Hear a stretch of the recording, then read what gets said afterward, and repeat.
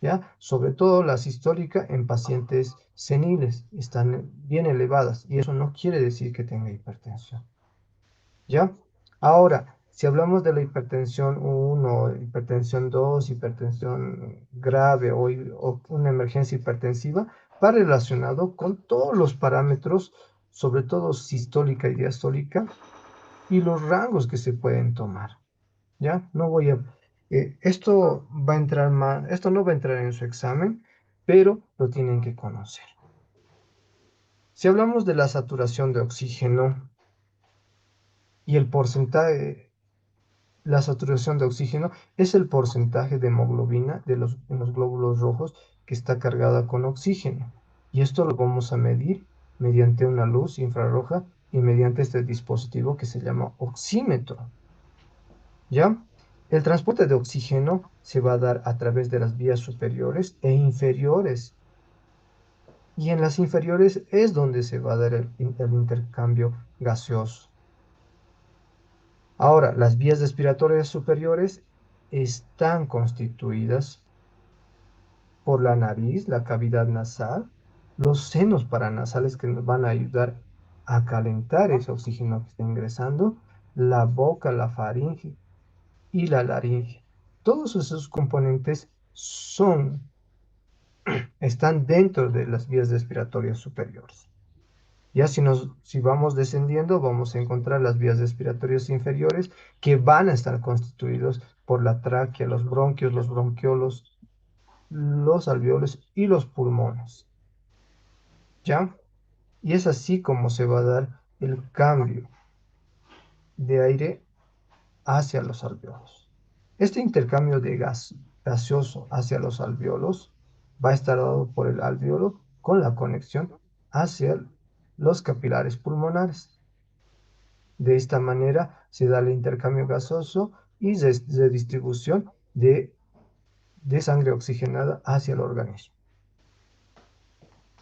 Como ya les comentaba, el oxímetro de pulso es un dispositivo médico que tiene como efecto la saturación de oxígeno y esto lo utiliza un rayo infrarrojo para poder determinar la cantidad de oxigenación de la hemoglobina. ¿Ya? Ahora, si hablamos de los estados de saturación de oxígeno, esto va a variar en relación a si nos encontramos a nivel del mar o a diferente altura. Actualmente nosotros nos encontramos por encima de los 3.400 metros sobre el nivel del mar.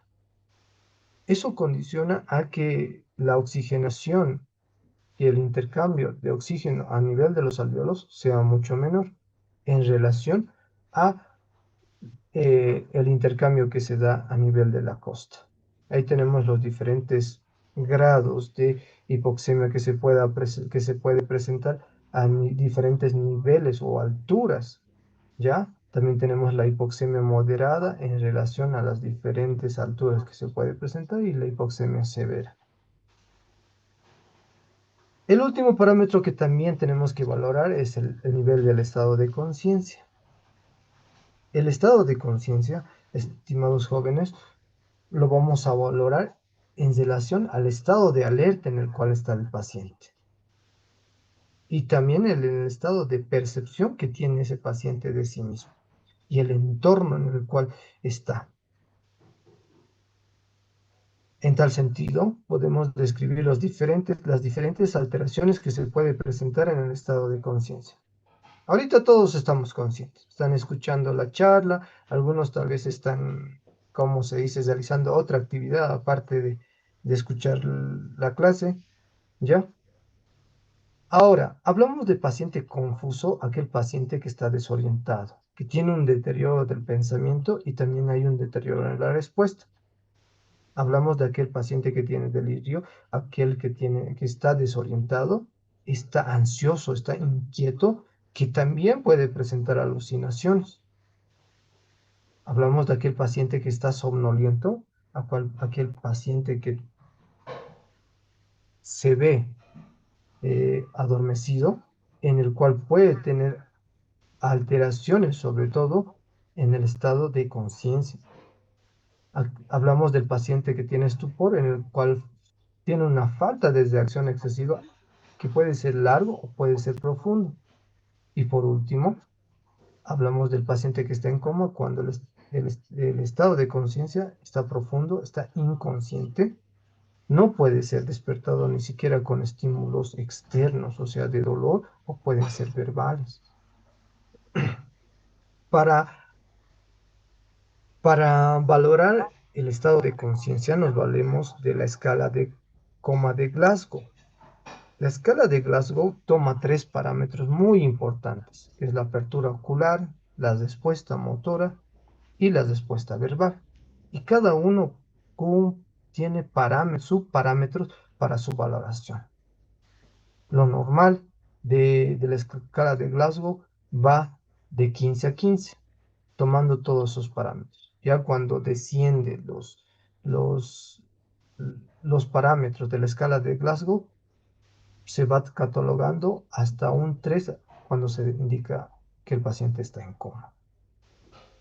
Como habíamos dicho, los parámetros que se valoran es el ocular, verbal y también el parámetro motor, con sus diferentes subtipos, como ser la apertura ocular espontánea, que puede decir, le decimos hola y nos puede mirar el paciente.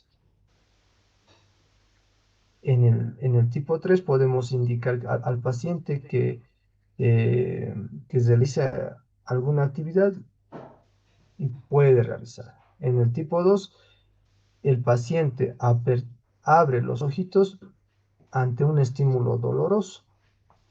Y en el 1 el paciente no responde a estímulos dolorosos ni verbales, ni es de forma espontánea.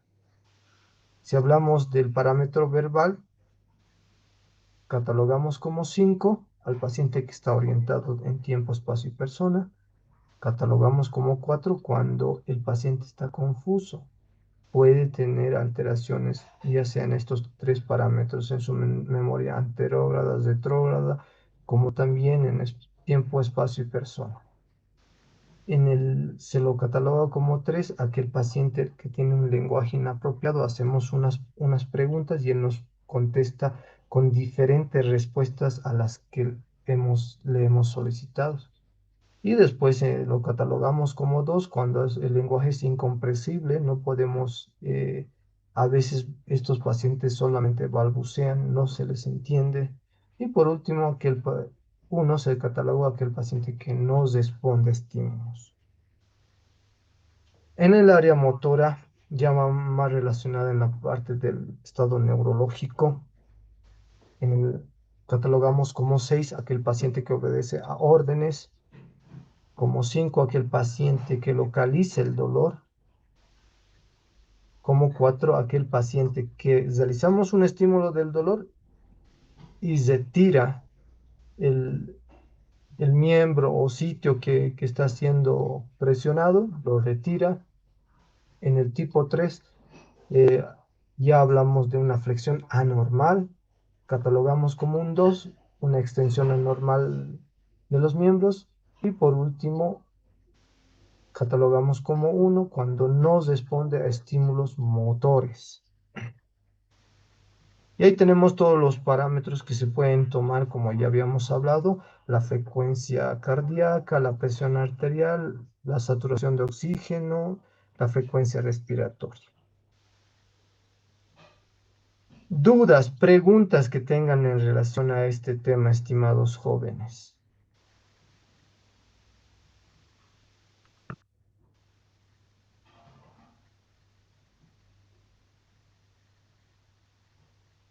¿No hay dudas? Bueno, pues ahora, si hablamos de la clase, diré de la materia, solamente vamos a pasar los días lunes en este horario, vale decir, desde las 11 de la mañana hasta las 11:45 vamos a pasar.